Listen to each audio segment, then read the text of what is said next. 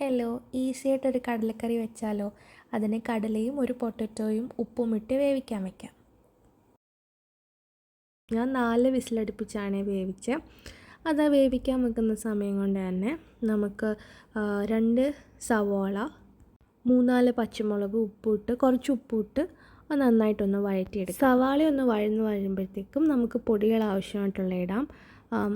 മുളക് പൊടി, മല്ലിപ്പൊടി, ഗരം മസാല ഇത്ര ഇട്ടിട്ട് നന്നായിട്ട് സോട്ട് ചെയ്തെടുക്കാം. അതിൻ്റെ പച്ചമണമൊക്കെ ഒന്ന് മാറിക്കഴിഞ്ഞതിന് ശേഷം നമ്മൾ നേരത്തെ വേവിച്ച് വെച്ചിരുന്ന ഒരു ഉരുളക്കിഴങ്ങും കുറച്ച് കടല എടുത്തിട്ട് ഞാൻ മിക്സിയിൽ നന്നായിട്ട് ഗ്രൈൻഡ് ചെയ്തിട്ട് എടുത്തിട്ടുണ്ടായിരുന്നു. ഇപ്പം ഞാൻ ആഡ് ചെയ്ത് കൊടുത്ത് എല്ലാം കൂടെ നന്നായിട്ട് യോജിപ്പിച്ച് അതിനകത്തിലേക്ക് നമ്മൾ വേവിച്ച് വെച്ച് കടല ഒഴിച്ചിട്ട് നന്നായിട്ട് തിളപ്പിച്ചെടുക്കുകയാണ് ചെയ്തത്. ഈ സമയത്ത് ഞാൻ കുറച്ച് ചിക്കൻ മസാലയും പിന്നെ കുറച്ച് കൊറിയാൻഡർ ലീവ്സും കൂടി ഇട്ടിട്ടുണ്ടായിരുന്നു.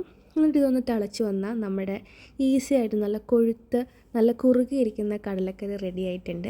എല്ലാവരും ഒന്ന് ട്രൈ ചെയ്തിട്ട് എങ്ങനെയുണ്ടെന്ന് പറയണം കേട്ടോ. Thank you.